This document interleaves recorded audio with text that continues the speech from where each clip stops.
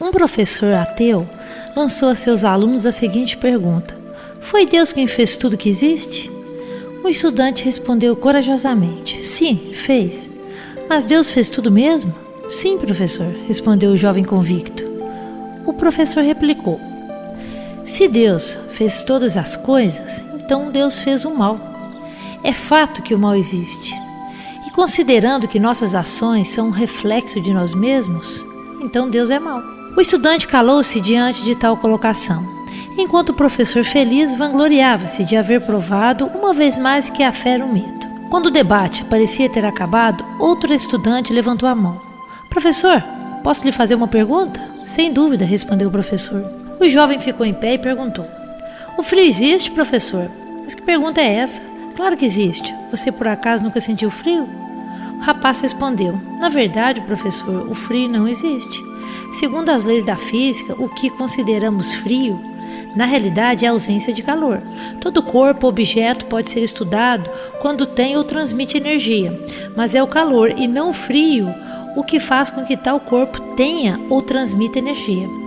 O zero absoluto é a ausência total e absoluta de calor, em que todos os corpos ficam inertes, incapazes de reagir, mas o frio não existe. Criamos esse termo para descrever como nos sentimos quando nos falta o calor. E a escuridão, existe? Continuou o estudante. Mas é claro que sim, respondeu o professor. O estudante rebateu: novamente o senhor se engana. A escuridão também não existe. Ela é, na verdade, a ausência de luz. Podemos estudar a luz, mas não a escuridão. O prisma de Newton decompõe a luz branca em diversas cores, cada uma com seu comprimento específico. Um simples raio de luz rasga as trevas e ilumina a superfície que toca. Como se faz para determinar quão escuro está um determinado local do espaço? Apenas com base na quantidade de luz presente nesse local, não é mesmo? Escuridão é um termo que o homem criou para descrever o que acontece quando não há luz. O professor, ainda um pouco confuso com os argumentos do aluno, foi pego de surpresa por mais uma pergunta. Diga, professor, o mal existe? Claro que existe. Como eu disse no início da aula, vemos roubos, crimes e violência diariamente em todas as partes do mundo. Todas coisas que representam o mal. Então o estudante respondeu: o mal também não existe, professor. Ou pelo menos não existe por si só. O mal é simplesmente a ausência de bem, de luz, de valores humanos.